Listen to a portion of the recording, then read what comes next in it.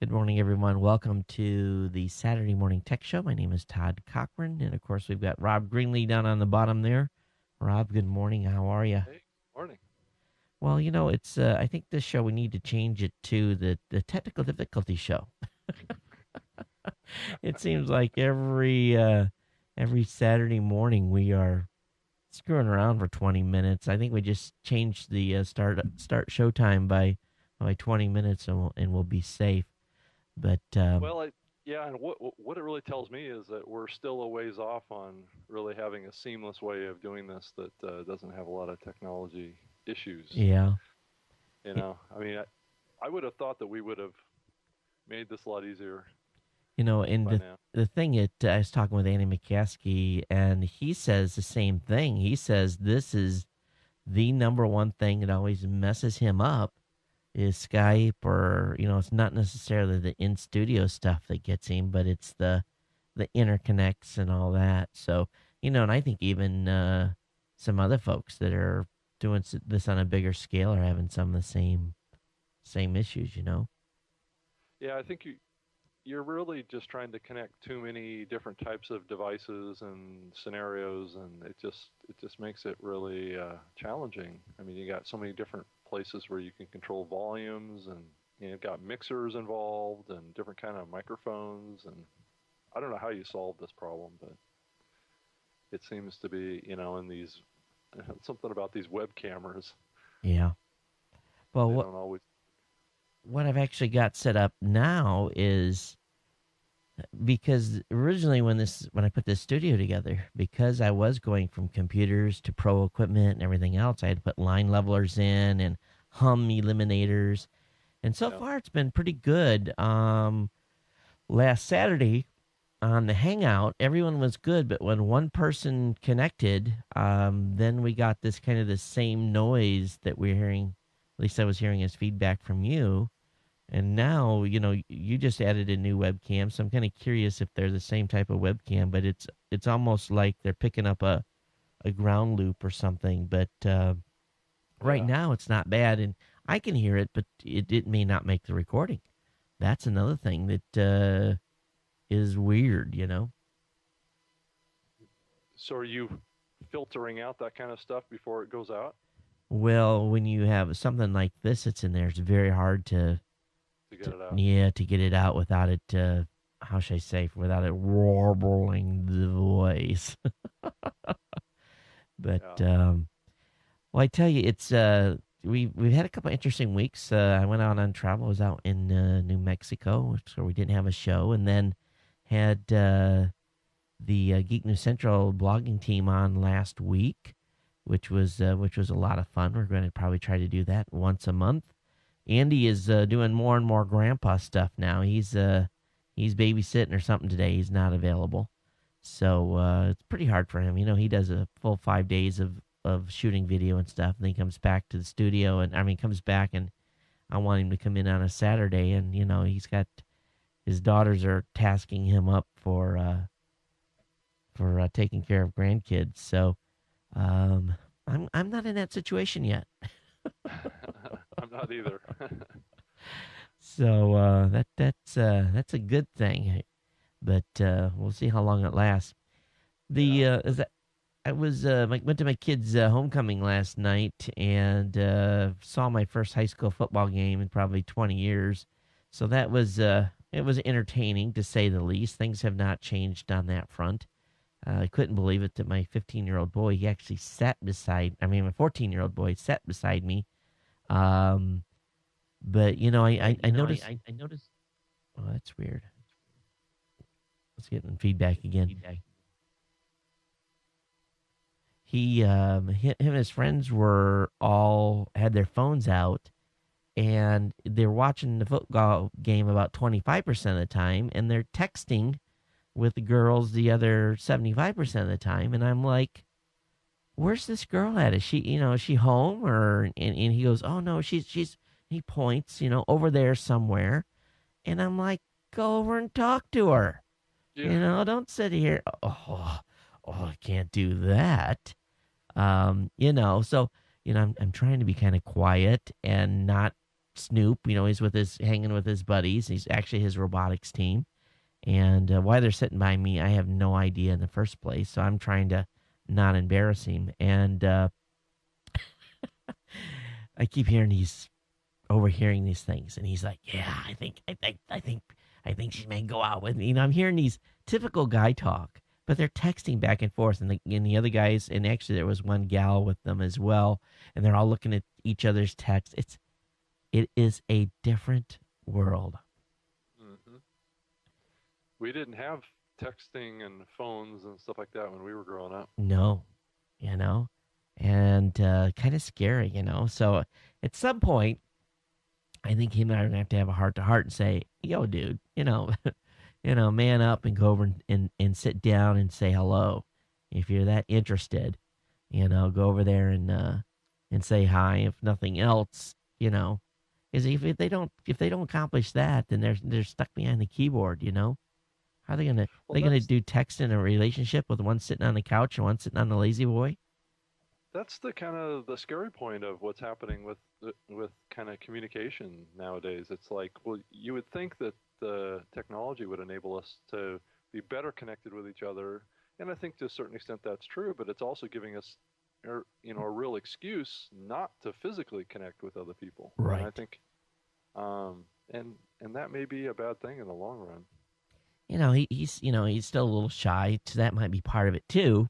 But it's almost like passing notes in class or something. It's kind of odd. And so this was kind of the first time that we'd been in a real public event like that, where I guess for a 14-year-old, there's lots of targets of opportunity, and having I mean, I remember growing up, going to football games. That was you went to the football games to try to meet girls or meet girls from the other high school, and that was the whole social thing. It was huge. And matter of fact, I think I met my first girlfriend from a different high school at a football game or something like that. But um, and he's I see him checking out a couple of gals from another school. And I said, you got to go over there and get their names. You got to go over and say hello, and say my name's Ray. What's yours? So You can't really date via Google Hangout. no, but I think they date via text. You Yeah. know, and they solve all their problems via text. So I guess I'm getting exposure to this. I'm sure there's a lot of parents saying, "Dude, where you been?" This is this has been going on for a while. Yeah, exactly. Yeah, Welcome to the reality of the digital age. Or yeah, no kidding. I think I want to start the show off today, Rob, with a fun article. And there's an article over it. This popped a couple of days ago. It's a Business Unusual Network. Excuse me, businessunusual.net. And they got an article about a new tax collection system in Germany. Have you heard about this? no, I have not. Well, what they have done, they have decided to figure out how to tax the world's oldest profession. So what they're doing is they have tax meters for German prostitutes, and essentially what they are asking the ladies of the night to do is to pay their share fare of taxes via a portable kiosk. So they've set this thing up, and I don't know exactly how it works. There's a 55-second YouTube video that we could watch, but long story short here, they're with everyone broke in the world. Everyone's got to do something to collect taxes. So, I think this is probably will give our politicians some thought, because the next thing they're going to do is that, hey, if we can put tax meters on the street for ladies of the night, then we can probably put tax meters in train stations, in our cars. What was that movie where Arnold Schwarzenegger was, frozen, woke up in the future, and every time he cussed in his car, he got a ticket or something like that. You remember that video or that movie? So does this mean that the government is going to become a pimp of sorts? Well, at least in Germany they are. And I don't know what the prostitution laws are in Germany. It's they're a lot less, I guess, for a better word, anal about that kind of stuff in Europe than they are here in the United States. But can you imagine them installing a tax meter for ladies of the night in L.A. I, down on Wilshire Boulevard? it's Yeah, hard.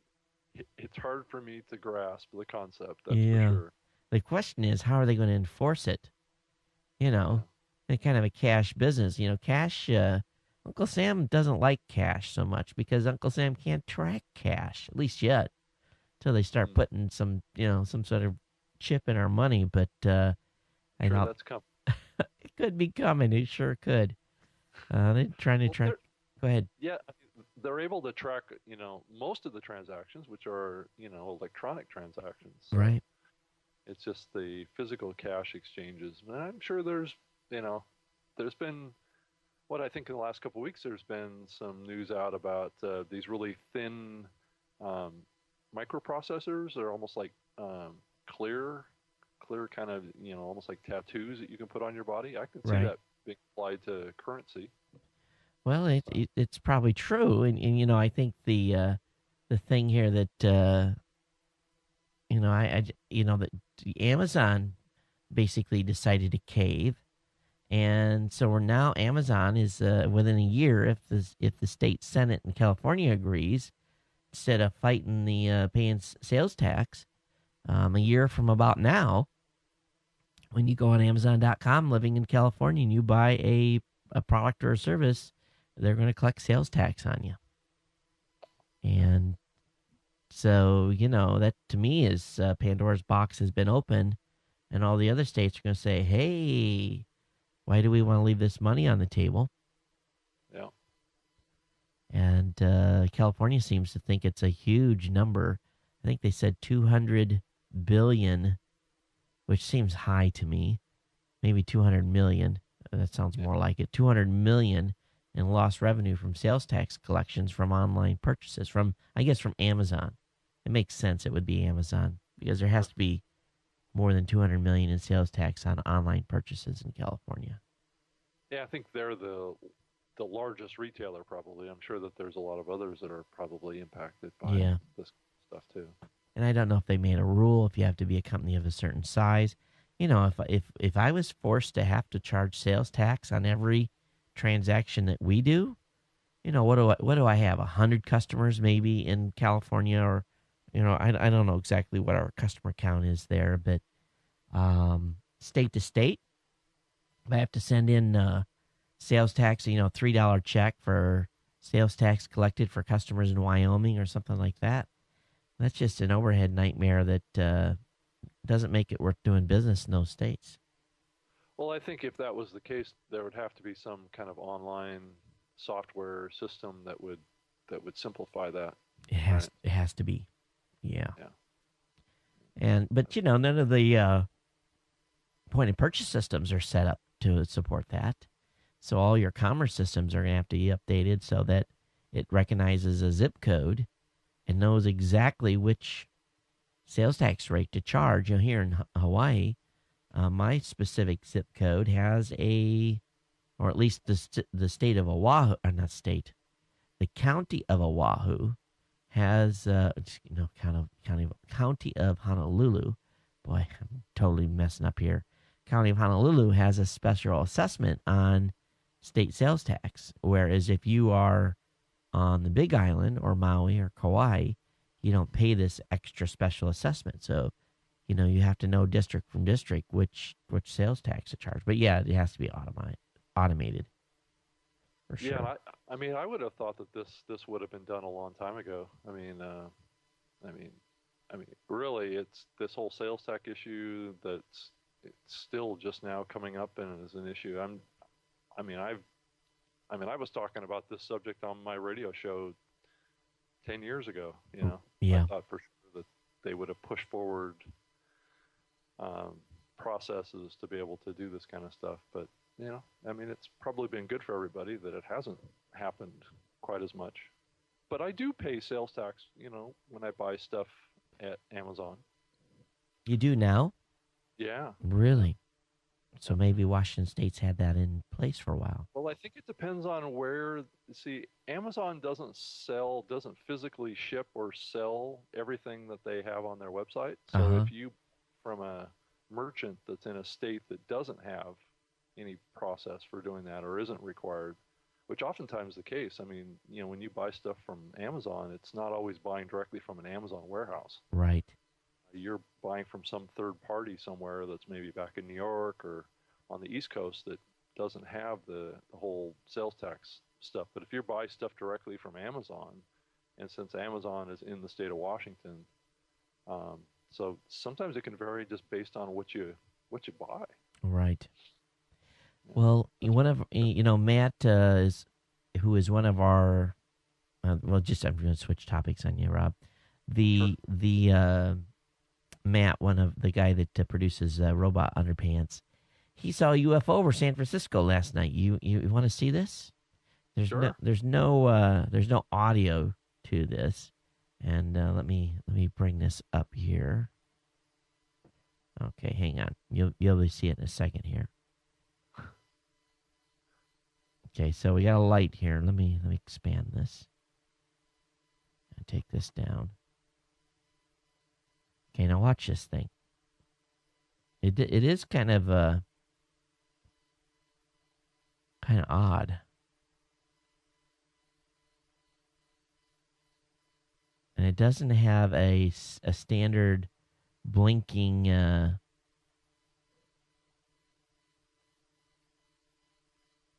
Can you see that in your video? Um, But barely. it's hard to tell what the scale of this is. It's really dark. I can't. Yeah, and maybe you can't hardly see it, but the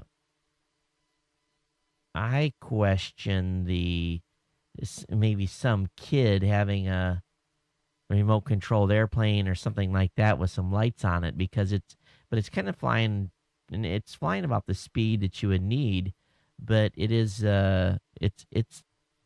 just to me doesn't look like it scales big enough. But anyway, that he thinks he saw a UFO. So Yeah. I thought I would share that with you. um, Yeah. Well, yeah. I think a lot of people, when they hear that term UFO, they immediately think of a flying saucer. extraterrestrial object, but it's really most UFOs are just unidentified flying objects. They're not necessarily space saucers.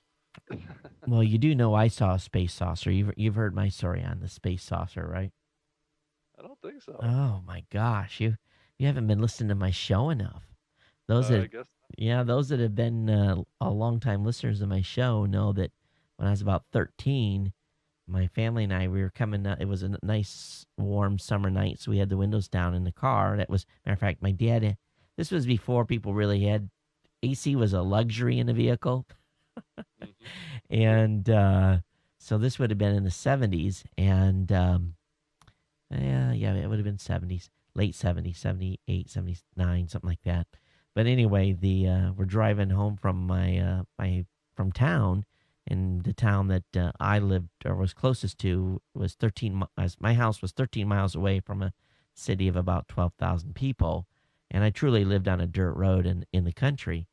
But we were coming home, and we were still on the pavement. We had stopped at a T intersection. My dad had turned right, and this part of the road was a road with a lot of big maple trees. But these were really old maple trees, really tall. The canopy started pretty high off the ground, probably 10 to 15 feet up. But they were spaced such that there was houses on this left-hand side of the road. And as we were driving down the road, it wasn't too far, maybe quarter of a mile, we noticed this object pretty low to the ground, hanging just above maybe housetop level, and it had a couple of lights on it, and it looked to me like, have you ever seen these barrels that get buried by gas stations? They're huge, like these 10,000-gallon fuel tanks. You ever seen one of those? Yeah. Uh huh. Well, it looked like that. Now it was a moonlit night, so it was bright. It was you could see, but it had that shape, but it was darker than dark. I mean, you couldn't see through it. But my dad was so taken aback, but he stopped the car, and this object moved, and it's just poking along. I wouldn't say too fast, 25, 30 miles an hour, but it stopped, and it does a lateral turn, and it rises up a little bit and comes across the highway, or comes across this road, and we see it. I lose view of it because I'm in the passenger right hand side seat in the back. So I lose view of it as it comes across the top of the car. But as it comes out, I've got like this straight on view of this thing. And I mean, there's no noise. And it's moving very distinctly. It comes across the highway. It goes out maybe 100 feet, stops, does another one of these lateral movements. And about that time, my dad must have got the shit scared out of him because we were in an old Chrysler, and it was one of those big boat Chryslers that was probably, 20 feet long. I'm exaggerating, but it was a big car. Sure. And he Yeah. punches it to the, he puts the hammer down, and this thing starts pacing us. Huh. And it wasn't maybe 40 seconds, and it just did one of those classic UFO things. It goes shoop, and it was gone. And Wow. dude, it I was never one of those kids that had to have the curtains closed at night. We didn't have AC in the house, so the windows always had to be open, and Sure. to get a breeze. I mean, I was so scared of what I had seen that for several years, I probably pulled the curtains down at night. It freaked us all. My dad wouldn't talk about it, would not talk about it. And my mom and I He have didn't talked want to, to get, huh? yeah, so he didn't want to get labeled as one of those UFO freaks. Yeah. Yeah. Yeah. But my mom and I talked about it at length. And but man, I'll never forget. I'll never forget seeing that thing. It's one of those things that sticks in your mind. 13 years old, you don't remember too much, but I remember that night. So that was my close encounter. And Yeah, whatever I it saw was, I too. don't know. Yeah, I saw one too back in I think is the early 70s myself, up here in Washington. So what did I you saw it out see? grandmother's window, down in Shelton, Washington. So it was, um, and I think it was back during that time when there were quite a few sightings around Mount Rainier. Um, Was it day or you know, night? it was actually in the I think it was the early morning, so it was just kind of like dawn, Uh-huh. and I saw, her kitchen window looks out over kind of this city is called Shelton, and I could see this object that just kind of was kind of like a rounded shaped object that kind of floated over the city and stopped, Whoa. and it just stayed there, and it had like blinking lights on it, but it wasn't like a blimp or anything like that. It was Right. a it looked like something that would be like an aircraft of some sort, but it wasn't a helicopter, and it wasn't like I said, a blimp, and it wasn't an airplane because it wasn't actually going anywhere. What was your It just distance from it? I I I would assume I was probably at least probably maybe a mile A or mile so away. would be my guess. Huh. But I was pretty young. I was probably 8 years old, probably back when I saw this thing. So what did But you that think when you saw it?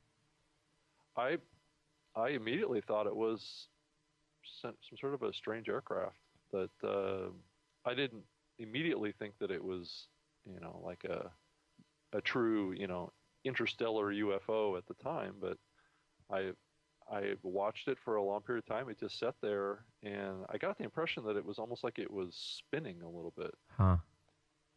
But it had blinking lights on it, and it had kind of like that kind of an oval shape to it. Well, So I saw something else after 9/11. I saw and this was an interesting object that to this day I can't explain, and it wasn't in the United States. I was overseas. after we had basically deployed. And I've talked about it a few times, but it's one of those things that, and a whole bunch of people that was with me saw it too. It was one of those conversation pieces that went on for several weeks. And yeah, it was just a very weird, and it wasn't like a.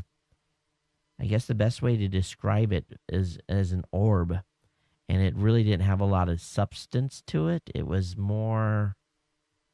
It was just freaking weird, and I can't go into too many details, but it was just really, really odd. The way it looked, and we tried to really kind of rack our brains around other technology, and back in the day, for me that was, and me and another guy were like, "Me, that's a UFO." Everyone else, "No, it's not a UFO." Well, what the heck is it? And everyone, comes to the conclusion that's a UFO. Yeah. And it's, but that's been known that there's been a lot of sightings in the past during wartime, but there's also been, Yep. speculation that it's been some other technology that, you don't know about that is being utilized during that time frame. But this was so weirdo, over the top, that there is just, and if it was technology, it's boy, I tell you, we're in the wrong business right now for sure, because it was some weird stuff. But anyway, that was in my two close encounters of the third kind. Um, but Well, it, it's really interesting because I hear a lot of witness testimony to these things from the 70s, right, but you hear a little bit about these kind of things from the 80s and 90s, but I got my camera never, ready. You know, yeah, yeah, come on. Where's this stuff happen when everyone's got yeah. cell phones in their pockets, and where's the sightings? But that's a good lead into what I was trying to say was, but you don't hear of UFO sightings here in the 2000s. Yeah, Uh, I mean, Not in the it United was, States, you don't. There's other places that have activity, but so what does that mean? Do they know we've got cameras now, and they're restricting their access to nighttime? Or my maybe. grandma, who's rest her soul, was died when she was 98. She in the early 60s, she got some stuff on a Kodak camera that she got a visit by the Air Force Really? Wow. back in Project Blue, and it was a whole. This was a thing that happened across an entire county. Many, many, many people saw it, but I've got those pictures that she took at 8x10s that she took are in a safety deposit box. Wow. Yeah, someday I've got to get them where I can scan them, and then I'll have them. But I've got them all now in a state, and it was the old classic.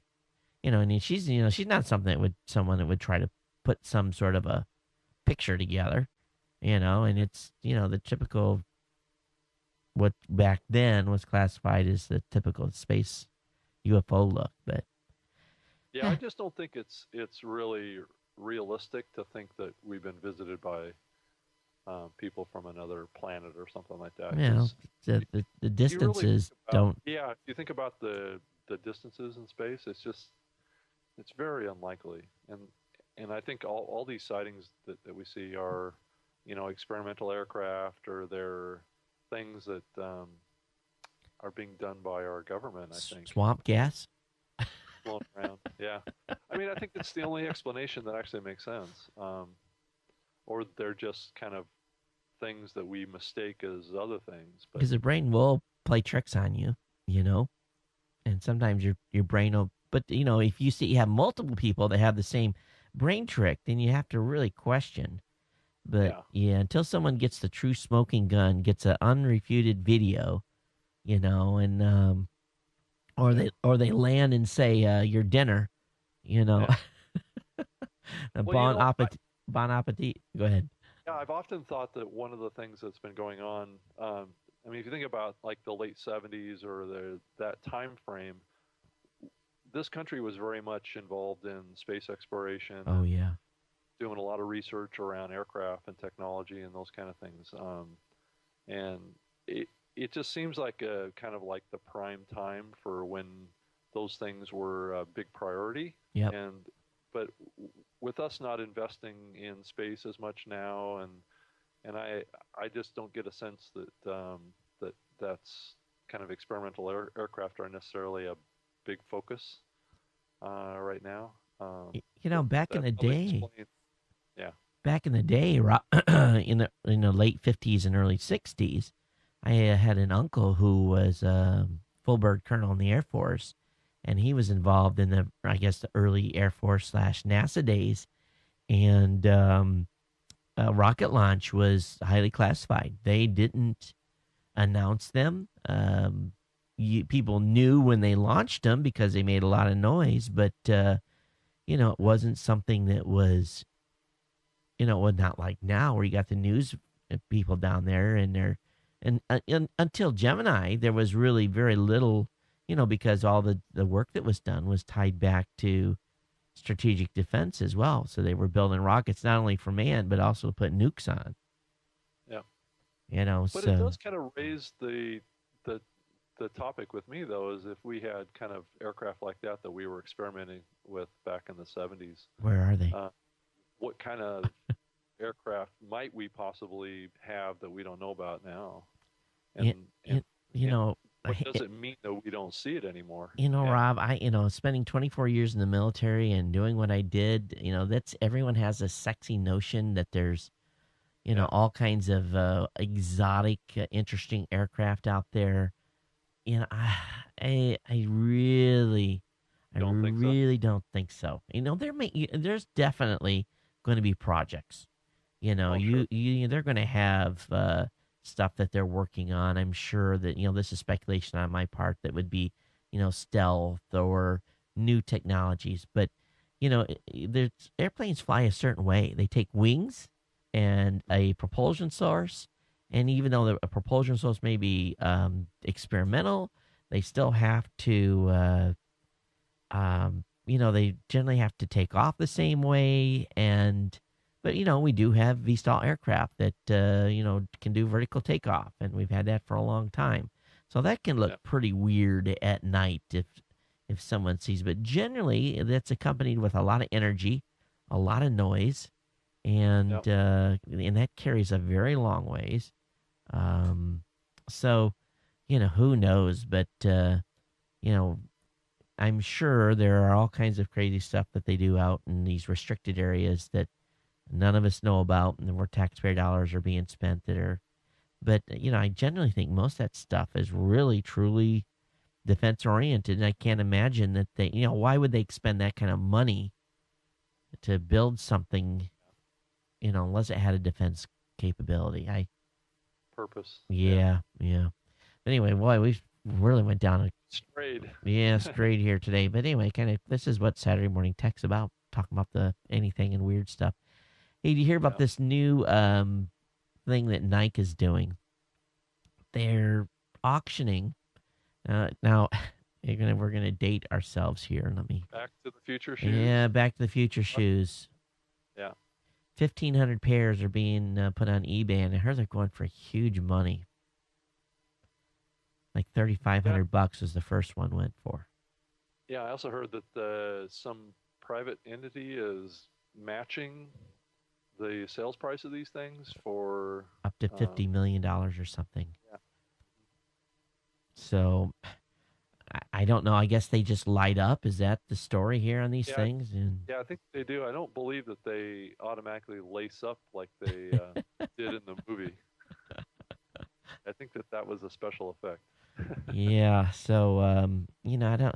You're gonna buy some shoes like this. You're gonna want to wear them. But I guess that is not the case here. They want they doing it. It's a charity event for Michael J. Fox's Parkinson's disease charity, which is good. But I do think that it's possible to make a shoe that has a couple of servos in it that could pull your laces. Or servos, nothing else to you look what's being done with segways and stuff like that. When are they going to put servos in our shoes to help us walk better or run faster or something like that? Jump higher, Yeah. leap lengths. For those that are not mechanically inclined, get on a skateboard, and not fall off and bust our goalies.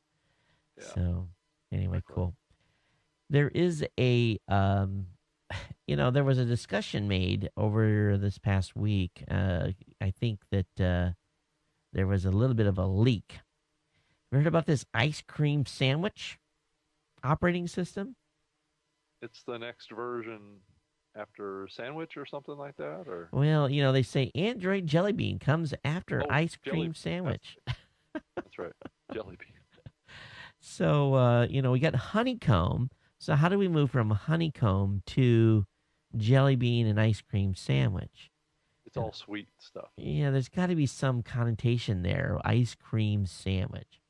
But I guess Thought I'd game, read too much into it. yeah, a source tells us that he's hearing that game changing stuff that has originally been scheduled for ice cream sandwich is now being pushed to jelly bean, though we don't know exactly what those big features are. Since its launch at Google I/O in May, the implication has been that ice cream sandwich will help unify Android phones and tablet efforts. Well, they have to figure out how to make that system so that it can run on more devices without all these integration issues. But Sounds really unhealthy for you, though. yeah, actually, an ice cream sandwich right now sounds pretty good, considering it's 6:55 in the morning here in Hawaii. But there was a sneak peek of the new Google TV. Did you hear about that as well? No, I didn't see this. Oh yeah, Sony had What? a next Yeah, generation TV. Let's see if I can find it here. I have it in the what? stack. But it's interesting how they put all these code words on all these different. Okay, where's it at? I've got to be getting close. I know I have it in the stack here. Probably be the last. Oh, I didn't do it. Why don't I have this? All right, let me. I know where there's a link to it.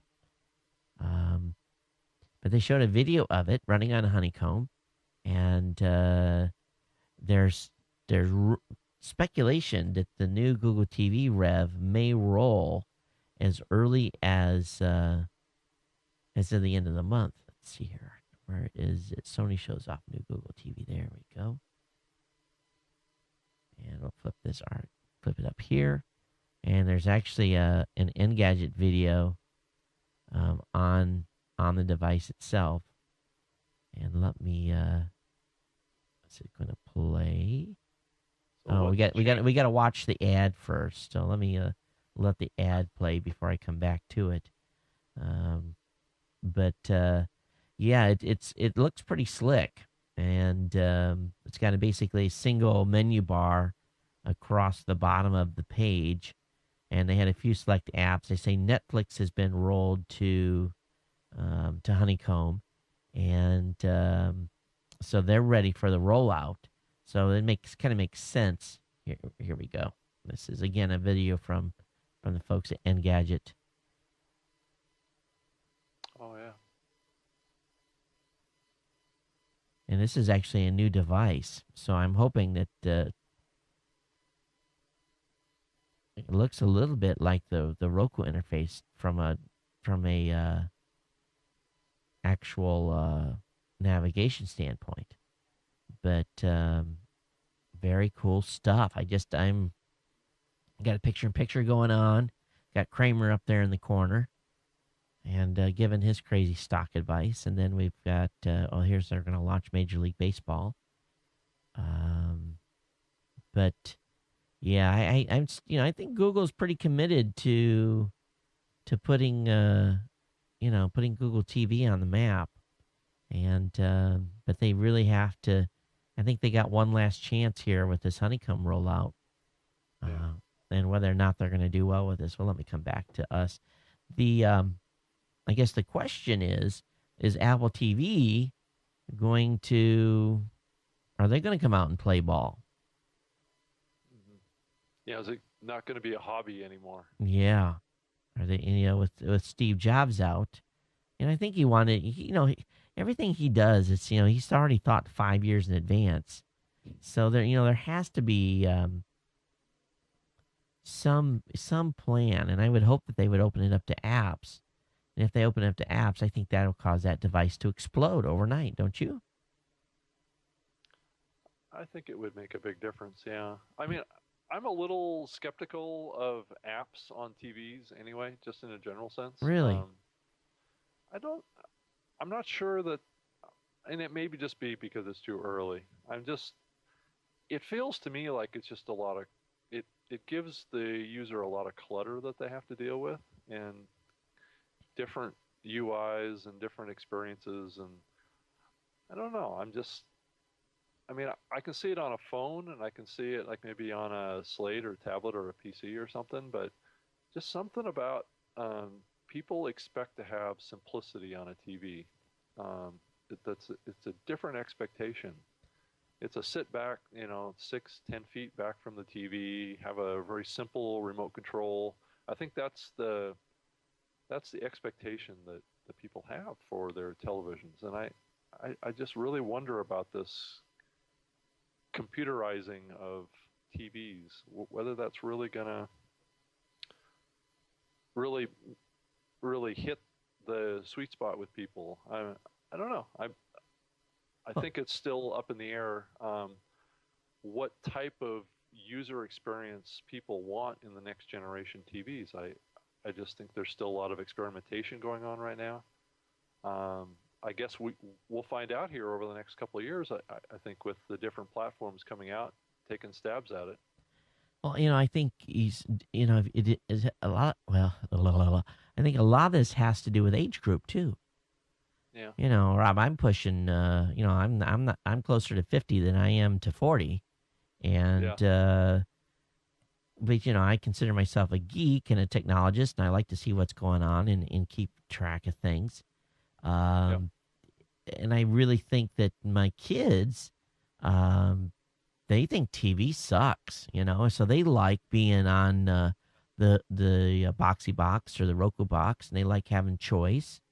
And yeah, so my kids look at it different than I do. Now, you look at what's being launched next week, and politics aside, Glenn Beck is launching his TV network next week, and his digital TV network. So he's really the third big person to make the move. You've had Adam Carolla make the jump, and he's still doing a little traditional TV. So he made the jump, and he's got a big production now. Matter of fact, he just upgraded to a TriCaster to an yep, 850, so they're running the yep, same box we are here. Leo has made the transition. Of course, Leo has always had a radio thing, but he's also been with TV. So there's two big guys that are digital.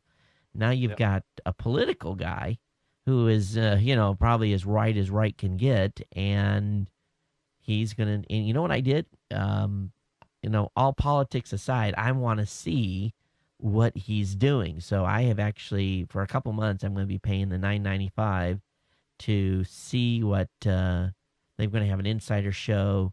But he spent probably several $1 million in his studio. He's going to have a traditional production staff, but I just want to see if their process is any really different than something that like Leo's employing or Adam Carolla is employing in their type of studio layouts that they have.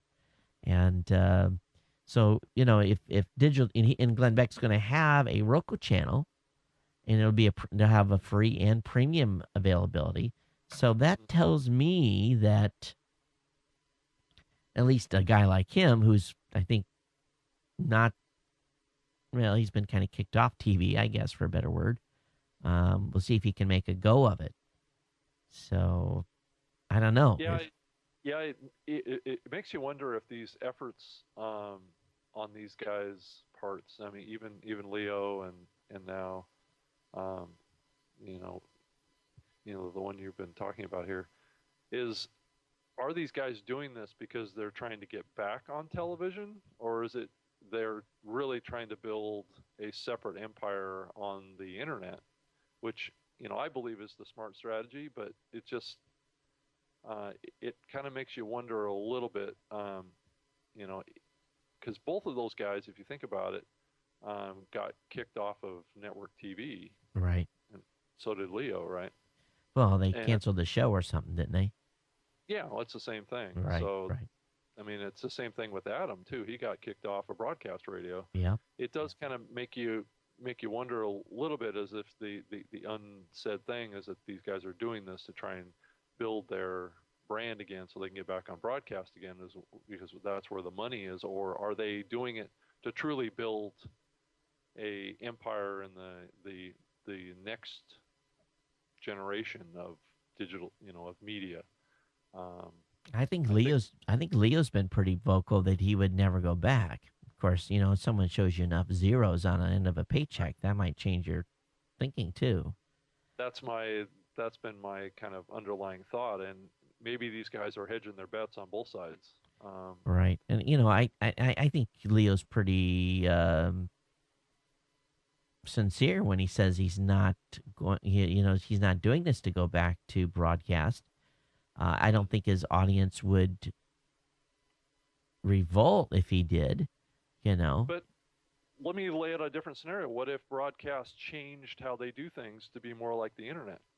Well, I'm going to tell you, they already are. They're trying. No, then doesn't that change the scenario? I think the big reasons why these guys left broadcast is for the very reasons that they're finding success today that could ultimately bring them back on the broadcast side again at some point. It's potential. I think the big challenge is the money. I think the broadcasters are having as much difficult time figuring out how to monetize. Well, see what they.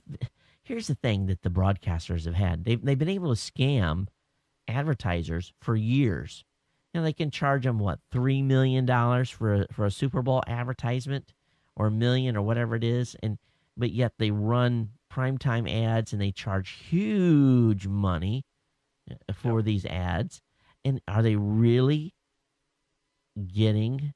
I guess they don't care. It's just it's a fact. That's what you pay. But when you go to digital, all of a sudden, then when you're on digital, it can truly be measured. And because it can be measured, then the advertisers um, want to hold them accountable for their performance. And if you don't deliver, they're not gonna pay the same amount of money. Yet they're willing to pay big bucks for something they really can't measure, and there's no performance standard. It's always blown me away, because we're all, I'm always measured down to a nth degree. Well, you had so much of a performance on, we delivered so many new customers based on this campaign. And then, yeah, you talk to their different division, you talk to their television. Oh, we're not that. That's just a sponsorship. We're not responsible for performance. Well, and the broadcast side may not want to create a situation where they can be nitpicked like that. Right. Uh, I mean, be careful what you ask for, right? That's right.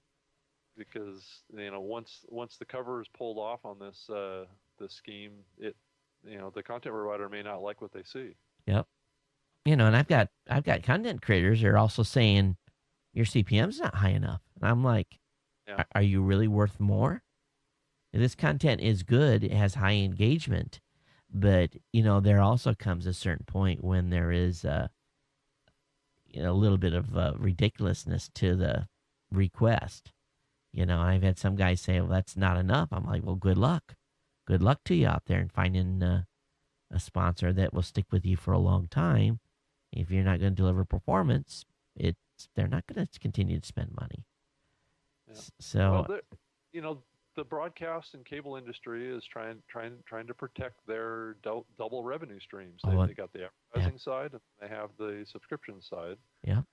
And as things move to the internet, then people cut that connection, right? Yep. And look what Stars was trying to do to Netflix. They're saying, we want a per subscriber component. We want the old model. We want you to charge each of your customers $2 to get the Stars stuff, and we want $2. Yeah. Or whatever it But was per subscriber. Over time, though, I think that cable model that we see today is definitely going to fade away. And I really wonder, as I look at kind of this whole app phenomenon, Yep. if at some point in the future that app model kind of gets adjusted where it could be almost like an a la carte television scenario. Well, Uh, I think that's what Google TV is trying to do. yeah. But truly, I think we both understand the battle is really for the HDMI 1 port. That's why the Google TV is designed the way it is, so that you come out of your cable box, you go into the Google TV, you come out of the Google TV and go into HDMI 1. Google knew that if you're not on HDMI 1 or port number 1, your chances of being successful are slim, because until people cut the cord, there is no way that people are not going to have their default turn on screen come to cable television. Well, it's not so much that it's a battle over a HDMI port. I think that's the destination, but I think really what the battle is over is the set-top box. It's true. Uh, I think with what you saw with Google acquiring Motorola, I think that's a glimpse into really where the battle lies. If you look at the Xbox, Xbox wants to be your set-top box too Yeah. in the long run. Yeah. That's the ultimate play. And then you look at Google's kind of playing both sides of the fence. They've got this Google TV thing, and now they've bought Motorola, so they've kind of got both ends of the spectrum covered, right? So Yep. if a user wants to have a regular set-top box from a cable provider, they can have their software on there, and they can also hone and refine their TV experience on this this this Google TV product. So really, the Google TV product is the experimentation for cable's set-top box technology, in my opinion. Well, it's kind of funny. We had cut the cord here, and back in January, I guess, and we really haven't missed cable TV too much. There's a few things that we can't watch, but my wife has been kind of getting on me. She wants a specific channel, so there's been a little pressure to bring cable TV back to the house. And we had Hawaiian Telecom, which has been our wired telephone provider, had been upgrading the neighborhood, and they're bringing digital TV in. So the sales guy 2 or 3 weeks ago stopped by the house, and he says, "Hey, we got this bundled product. We've got wired, right, digital phone, we've got internet, and we have the TV." And I'm like, "Well, I'm really not interested." I said, "Your internet's not fast enough for me. Your DSL, as a matter of fact, you can see right there is my DSL modem." I said, "Your DSL, you can only get me about 3 down, and at best, and sometimes a meg up." And he says, "Oh no, this new digital TV, you're going to get 25 down and a meg up." And I said, 25 down and a meg up? And he said, "Oh yeah." So I'm thinking to myself, I always need more broadband. And so I said, okay, because what I would do is we wouldn't use the TV. I just want the internet. But you couldn't unbundle it. You couldn't buy the internet separately, which was, to me, very surprising. I don't know if there's a legal reason they're doing that. But a long story short, I ordered the television, phone, and internet service from them. I no more than get it ordered, Rob. And 3 days later, or 2 days later, my wife comes home. She says, "I heard on ad." So here we are. We're here in Hawaii. We've been, stuck at like 10 megs down and 1 meg up since like 10 years. And there's, I called a month ago to figure out what I could do to get more upspeed, more dedicated upspeed. And, they're talking $1,000 a month. And I'm like, crazy. And I can't do it. So my wife said, "I just heard that they've got new broadband offerings from Roadrunner." And I'm like, what? So I went over to Roadrunner's website. They're now offering, okay, so here, all these years, nothing. And then Hawaiian Telecom starts to compete with them and offering 25 meg 1 down. And lo and behold, 50 megs down, 5 up, $99.95 a month. So the guy comes Tuesday to increase my speed here. Just 2 weeks ago, they're talking $1,000 for 3 megs up. Wow. And now, 2 weeks later, I'm getting 5 megs up for $100 a month. That's huge. Well, it just goes to show you we're going to get competition. I guess we need to give the slaves a few more megabits because if not, we're going to start losing customers. Yeah. Finally, I have competition. So I haven't decided yet. I've delayed the install guys were supposed to both come on the same day. That'd have been funny. You have the Time Warner guy here at the same time as the Hawaiian Telecom. They were supposed to be in the same exact time slot. So I was gonna just let it go and set up a camera and see how it worked out. But I decided to go ahead and delay the Hawaiian Telecom guys a week and let's see if this truly is 50 down and 5 up. 5 up is actually pretty good. I think It's awesome. that's the real weakness of Yeah. all of our online connectivity is the upload speed, which limits the ability of us to deliver to send out high quality video. Yeah. They're bringing me a new modem, so I'm sure they're bringing me a DOCSIS 2 modem. They're not calling it DOCSIS 2.0, but to get 55, it has to be DOCSIS 2.0. So and everyone I'm talking to, they're like, "What? That's available?" So all my buddies are calling and upgrading their speed, and so I'll see how it works. Basically, I would like to. My broadband bill here is pretty high because I've got so many connections. As a matter of fact, I'm pushing the Ustream stream on a EVDO card right now because I'm tapped out. So maybe we'll be able to put most of it on one connection. I can get rid of some bills. Let's So did go ahead. you see that new set-top box from TiVo that was announced last week? Yeah, I've never been a big TiVo follower of what they have. Tell me about it. Well, they pushed out a new upgrade box. It's like a real premium box. It's got the capability of recording 4 simultaneous TV shows at the same time. Wow. And it has a 2 terabyte internal hard drive that's capable of storing, I think, 600 to 800 hours of HD video. Huh. So it's a huge upgrade. I guess the processor speed of the box has been greatly improved as well, so it operates pretty darn fast. And it's only, I think, $199, $299, one of those two. Well, that's a pretty aggressive price. Now, one thing that I had happen here too was when we were talking with the Hawaiian Telecom guy. He says we'll do 2 TVs.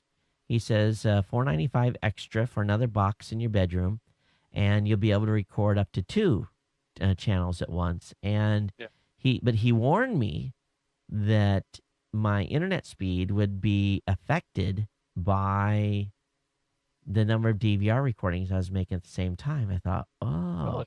So they're delivering. Here's what it is. They're delivering this video via IP. It's an IP-based television system. Has to be. Huh. Well, I mean, it's all digital anyway, Yeah, right? yeah. But there's fiber close. He said the fiber, if I was to measure it, I'm probably, how long is a city block? 500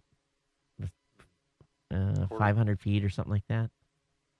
Maybe, I don't know, but it's 2 city blocks away. I have fiber from where I'm at now, as compared to before, a little over 5,000 feet. Mm-hmm. So, hey, let's talk about Arrington and his whole thing with AOL and TechCrunch. And did you follow that whole mess? Yeah, I tried to follow it as much as I could. Yeah, I mean, this has been something that's brewing off and on for a long time with him. Yeah. AOL. I'm not surprised that it's reached a head here. Do you think Arianna Huffington will be installing her own person there? Yes. I think that's the end of TechCrunch. Yeah, that's. I mean, I think what you're seeing there is really kind of a trend of, a lot of these guys that built these properties had a lot of editorial independence, and right. I mean, you look at what happened to Engadget as well. Yep. Joshua Topolsky, packing up and then all of the editors moving out of there, and now you see it happening to TechCrunch. When are those guys going to launch their SB Nation thing? Is that happening this fall? Yeah, it's, from what I hear, I think it's going to happen in November, October, something like that. I think Yeah. it's going to be I think it's going to be huge. If they're waiting this long to launch it, they're going to come out swinging hard. Well, it takes a while to build a robust website, so that's really what they're doing. It's really been an unusual process for them because they came out with a whole nother brand in the meantime, right? This, you know, Yeah, that oh, intern brand or whatever it was. yeah, um, and and it almost feels like that brand is actually better than the new one they want to come out with, the Verge. You know, so it makes me wonder if in the end they may wind up keeping the one that they launched with. I kind of I wonder what those writers at TechCrunch make. Are they on salary? Or are they on a per article performance based type of? yeah, I would think they're on a per word basis would be my guess. I'd like to pay my bloggers higher. I pay $7.50 a post, and I'd really like to have that more around $10 or $15 a post. And but it's tough. I have to, I got to figure out what makes sense economically, and I don't dictate performance. I'm not dictating topics, and some of the topics are better than others. And I do have a special price that we pay for, like, what I call a feature article, and they basically decide what their feature article is going to be. And I'll have asked if they've spent more time writing on it. But I'd love to have these guys on full time if I could, get the view count to where it would need to be to sustain it. But you got to deliver a lot of views to have people blogging on salary. Yeah. So how is the overall traffic to blog posts like that these days? Is it still climbing, or is it? My traffic is up about 300%. Wow. Yeah, it's So up.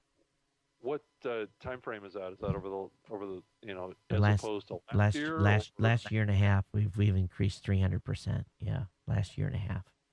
So where is most of your traffic, originating from now? Is it coming out of the social platforms, or is Yeah, it coming out of I Google I or think Bing? we still get at least 50% of traffic is still from Google, but we getting just a lot of generic links from other sites. Stuff from Twitter drives a lot. Google Yeah. Plus drives a huge amount of traffic. Wow. Um, it's interesting. It comes from a variety of different places, but the Google percentage is down. I'm actually happy about that. It's sustaining at the same level, but we're picking up new traffic on from other sources is what we really needed to begin with anyway. Do you worry or think about search engine optimization strategies anymore, or is that basically gone out of most people's marketing With concerns these with days? 9,500 articles on the website, it Yeah, has its own weight. kind of. Yeah. So Google treats me pretty good. Now I don't get number one all the time, but I'm a number two or number three usually, and or on the front page. So we don't focus on it. When CES content, absolutely, I focus real heavily on naming conventions, and we you know we Keywords. yeah we Do really came up with a pretty good strategy on that, and it's paid off huge. This year we're over 40 million views on our video content from CES. Wow. And it's Yeah, still rolling in, it's probably. still rolling in. Yeah, it's pretty impressive. Matter of fact, the server bills have been impressive too. So you're planning on going back to CES? You guys probably haven't announced anything. Yeah, we're talking with CEA. I think we're going to have another broadcast booth. We did basically go back, and we're trying to get a better location, um, and just a little bit better spot from a eye candy standpoint. The booth we were in last year was fantastic. It was easy to get to for logistically for us, but we were in the back of the South Hall, so it was quite a hike for people coming from Central. And we also had the booth that was across the hall from us had a wall, so that didn't help. So we're not going to be complaining, but we're working on several very large sponsorships right now. People have begun to recognize that the what we're delivering is significant and has long tail to it. So we have um, two major companies looking at sponsoring us. So who knows what the way the economy is, and if we're going to get the budget we want. But it's a $25,000 event. That's our cost. Our base cost is $25,000 just to take the team out.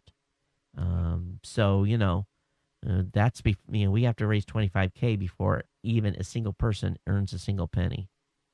Yeah. So it's a huge. My shipping alone last year was $3,000. So are you going to Blog World? We decided we are going to go to Blog World. We're going to have a booth, and we'll see how it goes. So that's in November? The early part of November? Yeah, first week of November. First Thursday, Friday, Saturday in November, I believe. 3rd, 4th, 5th, or something like that. Going to do the podcast award ceremony at Blog World. And so that's back on. Matter of fact, we're going to launch Podcast Awards in 5 days, the nomination phase. And there'll be unless I get 10 very good sponsors, there'll be no trophies this year. So we'll do something else. But it's going to be kind of tricky because it used to be all the podcasters all went to Podcast and New Media Expo, but now that it's Blog World and New Media Expo, I don't know if our 220 nominees will be there. So we may have an award ceremony where 4 or 5 people show up. So I'm kind of trying to put a plan together on how we handle an award ceremony where maybe there isn't so many podcasters. Hey, Todd, have you ever seen a map that plots your content folks on where they live around the country, just to kind of get an idea where most podcasts are coming out of? Are they coming out of the East Coast, or we do on where are the content providers? We track listeners. We don't track where the providers are at. That's something we've never done. But I know where the majority of audiences are. Big population areas, probably. Well, Texas, California, East Coast is, believe it or not, it's weak. Washington. So you're talking about Washington State, or Washington State, yeah. And then there's probably a couple of, and maybe let me just look at my stats, and but believe it or not, the podcast listenership out of the East Coast is not as strong as it is out of the West Coast. Yeah, let me. I know I typed the wrong address here. I guess another topic is the firing of. While I'm looking this up, the firing of the gal at Yahoo, and she basically, she has some pretty strong words. Yeah, I don't see. There's been a lot of rumors flying around about America Online and Yahoo merging, and I just don't see that. That's, I had buddies. Remember when AOL used to send you all those CDs? Yeah. I used to tell all my friends, this is a short-lived thing. It's primarily because they own stock in AOL, and they were doing very well at the time, and I basically said, at some point AOL's party's going to be over. You should sell your stock. And, everyone poo-pooed me, They really poo-pooed me. They're like, what do you mean? What do you mean here? We're going to, we're not going to, you're not going to survive. And I basically told them. But and I think AOL is just headed for the toilet. Okay, let me go ahead. I'm bringing up my monthly stats here. And California this month makes up 13.9% of my audience. Texas is 11%. And then it drops off. and then each state gets single-digit percentages.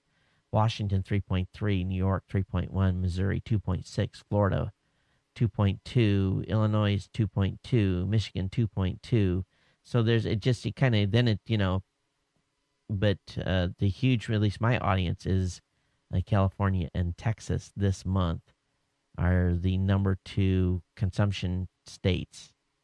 Yeah, and I would say those are viewed as kind of more tech hubs, right? Right. Technology centers. Montana, Wyoming, South Dakota, and West Virginia.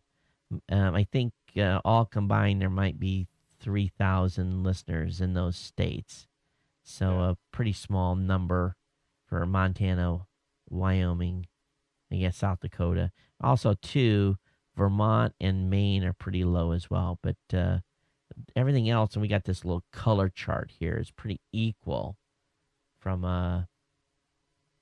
listenership. But maybe we ought to do a survey, find out where all the producers are. Where do you think they're all at? I think I think you're obviously going to get more podcasters that are coming out of higher dense population centers. Yep. So that's probably. I'm just curious what the trends are for whether it's like New York. I mean, if you look at across the whole spectrum of podcasters or independent media creators, right? Are they coming out of LA more now, or Chicago, or New York? I'm just curious on that. And then yeah. And then also I wanted to ask you on your, if you look at your show distribution outside of the U.S., right. What countries are dominating? Is it Canada, Australia, that kind of stuff? Okay. Let me look here. Actually, I've had a pretty big increase of China listeners. So yeah, I've seen that too in my Zune numbers too. And and they've really come on strong this year, and we were really doubtful, okay, these bots, and we really, I mean, matter of fact, I had Angelo do a bunch of research to prove that the IPs we're registering are truly coming from China and they were not redirects, but China is right in my top 5. I've got US, UK, Canada, Australia, China, Japan, France, Sweden, Germany. My audience is huge. I think I'm in almost every country at this point. There is very few countries that I don't hit. And it's in some of these, the way they break it out in these stat systems too is, for example, Cook Island in French Guyana and Niger and Seychelles. And I think Seychelles is actually a country. To me, it's an island. It's very small. Cape Verde, and I don't know if Cape Verde's actually a country, but it's in my list here. But I've got I only have 5 countries that only have 1 listener, and then it's within the bottom 20 we get in the hundreds, and then it's in the thousands. But China's made a huge, and I don't know if it's expats that are listening or if it's well, it's got to be coming out of the IPs in China, right? Yeah. I mean, those are geo associated. I've seen it with the Zune Insider podcast, where I think the most recent numbers that I've seen shows the U.S. number 1 and China's number 2 as far as people listening to the Zune Insider podcast. That's amazing. I'm still running about 85% is my U.S. audience, and then it kind of trickles down from there. But here's the weird thing. The number of clients, I think we're tracking in our stat system, I think we're tracking 150, or Angela said 100, I think 147 devices. And it's kind of weird on how you track devices because we almost consider like iTunes a device because iTunes is a means to get into a device, but also the phones themselves or the iPhone itself can connect and get the media. But iTunes, as far as my audience goes, makes up about 19% of my audience. BlackBerry is 15.7. Zune Marketplace is 9. Believe it or not, people are using Windows Media Player. That's like 7%. Also just keep in mind too when you guys are architecting this is that the Windows Phone 7 Mango is gonna download and have subscriptions right on the phone. It's Right. native operating system. But it'll have it'll basically have its own identifier, so we'll be able to break that out. Yeah. But it's amazing how you just look through this list, and there's software that's Eugene Pullen shows down that has been not updated in years. I still get a percentage of my audience that's using Juice. Remember that old that application? But I go down further, and my Google TV numbers are pretty impressive too.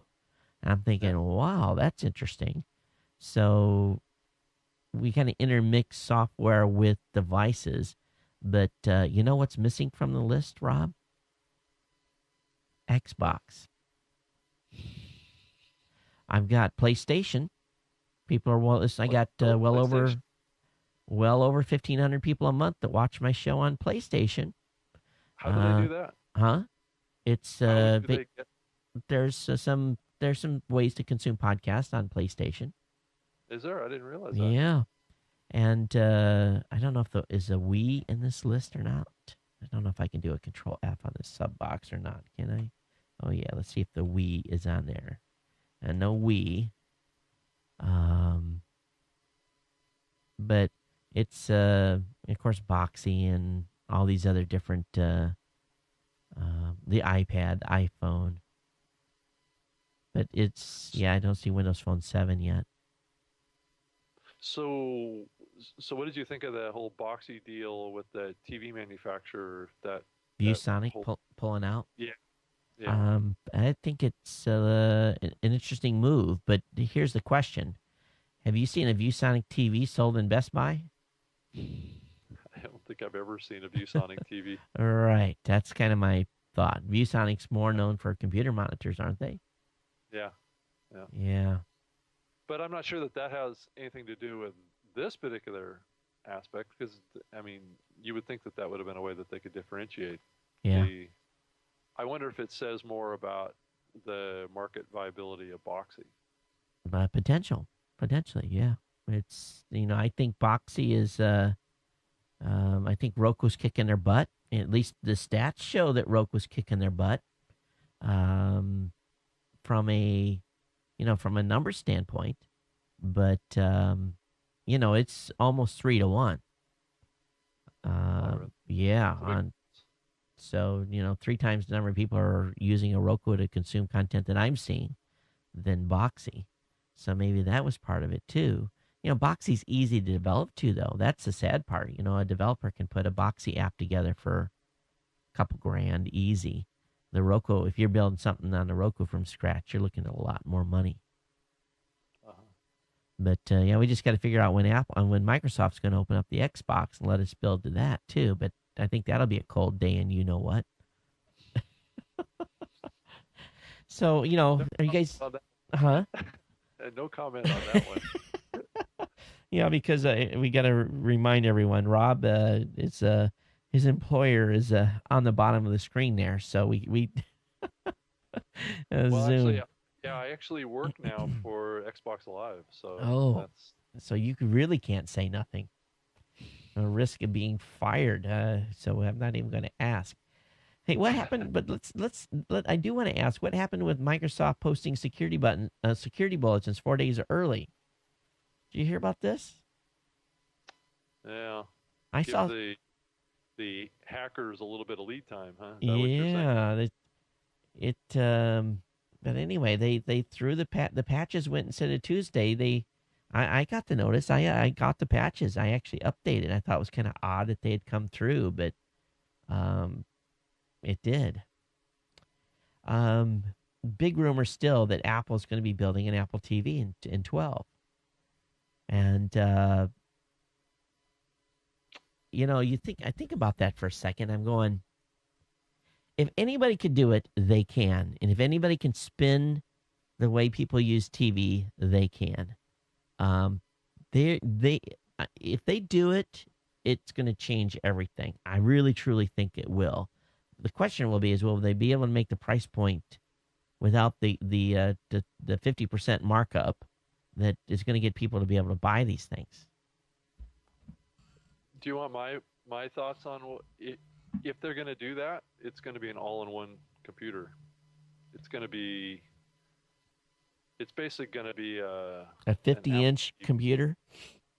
It's going to be an Apple TV, would be my guess, and it'll have the ability to connect to Macs on a network. Um, it'll be really expensive for one thing, but that's never stopped Apple. Yeah. You But look what they've done. You look at they've dominated the tablet world. They're dominating, well, not so much dominating the phone world. Android's give them a run for the money, and Windows Phone 7's actually in there, finally making some uptick in marks too. So the question then is, that the last frontier is really the television set in the home. So I mean, it's a big gamble for Apple to go that route because, unless they really treat it just like an iPhone or an iPad, right? yep, As far as with software updates and that you would easily be able to get cable television through it. You would be able to do all the things that basically a set-top box would be able to do, and plus you'd be able to plug in a set-top box in. I mean, I can see a market for that, and I mm-hmm. can see them doing it. It is somewhat a less of a disposable item. I think most people, when they buy a TV, they keep it for a long period of time. Where But the average home buys a new television set every 3 years. how often do people buy new phones and Yeah, new, slates and computers too? that's true. It's. I usually keep my TVs longer than 3 years. I don't know about you. Well, I keep them longer than 3 years, but they say that the reason is as families grow, they buy more TVs to go into. Just look what's happening here in my house. I got the kids got an Xbox, they got a PlayStation 2 and a Wii, and I don't want them in the living room. That's a lot of gaming consoles. It is, and really the only thing they're playing right now is the Xbox. But I want them in the other room. I don't want them in the living room. I don't. I like gaming and stuff, but I don't game. So I want them in the garage with their own television in there. Or right now they're using my bedroom. They're going in because that's where I have a 40-inch screen in there, and they want to use that one. So you have to sit on the floor, guys. Don't sit on the bed. So it's people buy TVs because families expand, and wives don't want the kids in the master bedroom, and they don't want them in the main living room making noise. They want them in the gaming room, or they want them in the garage. That's where they want them. At least at my house. I mean, that raises a really interesting question, and I wonder if Apple is thinking about this. Is the whole aspect of once you start going into smart TVs more and more, and you basically expand what those TVs can do, yeah. right? From games to movies to TV to social applications to conference, calling people and doing video calls, and I mean all these other functions that larger screen could do for you. You basically come into this area. Well, you have three people sitting in the TV room. Your family. Who controls what happens on the TV when a lot of the activity on the TV is very associated with one user, and it may not be applicable to multiple people watching that screen at the same time because they may not be involved or they may not have an interest in what's there. I mean, that's the part that concerns me about typically how TVs are consumed. It's a family experience, right? But you're not gonna have a bunch of people sitting around watching you play a video game. Right. You're not going to have a lot of people sitting around watching you have a video chat with a friend of yours. So on your television. Although this right here, this Logitech TV Cam, have you seen this in operation before? No, I've actually never used one. Unbelievable. But I can visualize. They're nice. They're real. It gives a wide view. They can see, in my house, you can see the living room and part of the kitchen, and the speaker's good. I mean that's the same capability that the Microsoft Kinect has. Right. It's got full motion video, voice sensing capability. But my mom doesn't have an Xbox. Yeah. you That's know. true. That's true. So, and it just works cool. It really does. Well, Rob, we're It, here. Go ahead. oh, I was just saying, I just think that, to kind of wrap that up, that's the interesting part of the transition that I think that it really is before us about what's going to happen with the TV experiences and with, um, does this mean that there's going to be multiple TVs, large screen TVs in our houses because everybody's going to want to treat them like a computer? I think that's the big question. I think there's going to be one that will. One TV, That or or or in the long run, is there not going to be a distinction between a large computer screen and I mean, it's just going to be the a cable large. companies don't want it. I can tell you that much. And look at what Netflix just did. If you're on their streaming only plan, you can do one stream at a time. If you are on their DVD delivery, where you're getting two DVDs, you can do two DVDs, two streams at the same time. Yep. So, Netflix is already being impacted by people using multiple streams at the same time. Daughter in the bedroom watching a movie, mom and dad Yep. in the living room watching a movie. We don't allow that in our house, but I'm sure a lot of families do. Yeah. Or better yet, the son goes off to college. Dad, can I have the Netflix account number? And he goes and he has Netflix in his room in his college dorm. He can watch movies there.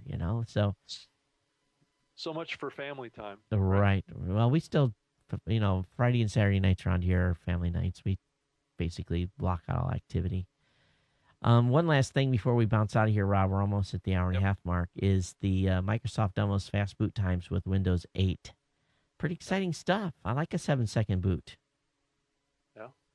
But I don't know how many people are going to be willing to, it's not shutting the computer down completely. It's kind of going into a standby mode.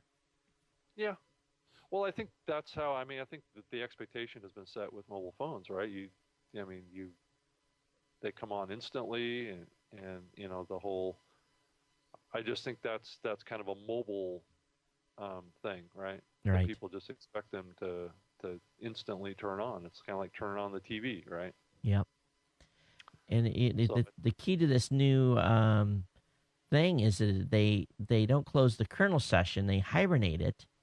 yeah, But I think especially on Windows machines, I'll be honest with you, I like a fresh reboot on a laptop every 2 or 3 days. My desktop runs for weeks and weeks without a boot up. But something about laptops need more caressing. Of course, my Macs are the same way.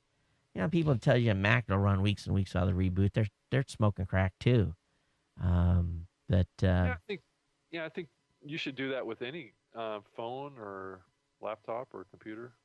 my wife was saying, "Honey, my iPad is so slow," and I'm like, "When was the last time you restarted it?" She looked at me. She goes, "What do you mean restart?" I'm like, "You mean you can restart that just like your iPhone?" Oh, and Interesting. That's really it interesting. hadn't been rebooted in months, Yeah, and she doesn't sync it. So yeah. yeah, Yeah. so It's a different expectation. it I think is. the the mobile phone has set a new expectation, It sure has. and I think Windows 8 is only reflecting that, and Yep. it's becoming more and more a kind of a mobile operating system, really. Yep. And it's just I was due to buy another laptop. My laptop has seen better days, and for my Windows side. And basically, when I travel with two laptops. One machine is I travel with a Mac and I travel with a PC. And the Mac is used for one function and part of the show production. The PC is used for another. And the PC side of the house was getting a little long in the tooth, and I went and bought a Dell XPS laptop, not a super high end one. I think I paid about $1,200 for it. It's got I think it's pretty low processor in it. Intel, it goes up to 2.2, 8 cores, of course, but it's got that hyperdrive, takes you up to 2.9. It's not a super fast machine, but boy, I tell you, when you're with Dell and you start adding all their little functions, and next thing you know, you got a $2,500 laptop. And I said, nah, let's just go with a little lower end one this time and see how it works. Yeah, I had my Windows Home Server fail on me about 2 weeks ago, Oh, and and it and what it turned out to be is my power supply failed. were you able to get it fixed? Yeah, I actually had to order a custom one from a guy in the UK. There's the only place you could get one. Because you had an HP one. Is that what you had? Yeah, yeah, Oh man, yeah. Got HP MediaSmart EX470, which is the original one. right. I've done a lot of modding on that thing. I put in more RAM, and I added a much faster CPU to it. Well, I actually upgraded mine because the machine, the one I had before, was the first gen one, and I had maxed it out, Yep. and it basically was doing everything it possibly could do. And now what I've done here is I went to a little different strategy.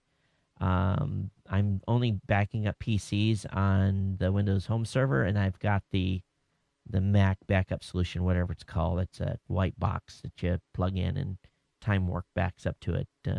Pretty seamless, just like the PC version, but um, it's I feel pretty comfortable, and also using Carbonite to back up some machines Yeah. as well. So if the house burns down, at least stuff will be up in Carbonite and safety Yeah. deposit box, and you just worry about Well, what you missed. I mean, my home server is working fantastic now. I upgraded to the 3.0 version of the software. Right? Actually, I got that from HP over a year ago, Yep. and so I did a complete revamp on this home server, and it's running like a soldier now. Doing great. What I like about it is it pops up on my window, says, "Hey, such and such machine hasn't been backed up in 3 or 4 days." Yep. And like this one audio machine here, it doesn't get any updates. It's isolated from the world. It is. Let me show it to you. It basically, this is from Sweetwater. It gets no patches, nothing. It runs in a default configuration to maintain high performance, and I don't introduce any weird stuff. So really, I Yep. don't have to back it up that often. So because it's got again, it doesn't change, and Hmm. it can't see the rest of the world. It sees the network, and then that's it. It's just basically the internal network. Um, but it'll tell me, yeah, that thing hasn't been backed up in 10 days. Yeah, make sure you leave it on overnight and back it up. And Yep. but I've learned a cute trick. I learned how to bridge networks because these machines back here are on a different network, and that is a pretty cool Windows feature that Apple does not have, that allows me to bridge stuff. Well, Rob, let's get us out of here. We're already an hour 30, and for those of you that have been hanging out with us, this has kind of been a loose and goosey Saturday morning tech show. Hope you've enjoyed it. Rob, thanks for hanging out with me. So, what are you got any more events with the Leaf, or how's that been going? It's going great. No, actually, I don't have any events here shortly. I think there's one in a couple weeks at a Nissan dealer that I may swing by, where a bunch of Leaf owners are gonna come by, and there's gonna be a barbecue and that kind of stuff. So, but it's the car is doing great. I have no complaints. It gets me back and forth to work every day, and I haven't been to a gas station in months. Did some testing here, and my average daily, or between my wife and I, we're running about 72, 73 miles is about our average round trip stuff we do on a weekly basis. I very rarely bust that, so I might actually be a candidate for one of these vehicles. That, and there is a new electric vehicle that's going to be coming out pretty soon called the Coda. I don't Oh know if yeah, you've heard of this. who's it made Uh, by? it's actually made by a car company in California, Huh? and it's called Coda, Coda. Uh huh. And this car is going to have batteries to support, I think it was 36 kilowatt hours, which puts the car out at about 150 miles. I hear. Well, then there it is. Yep. It's Huh? about 150 miles range. It's got more batteries in it than the Leaf has. What is the price So on this thing going to be? it's like 40, I think 42,000. Jeez, that's you know, I know, I know, it's not cheap, that's for sure. and at 36 Plus, cents a kilowatt, what does it charge you? How much is your electricity bill went up? Only about $25 a month.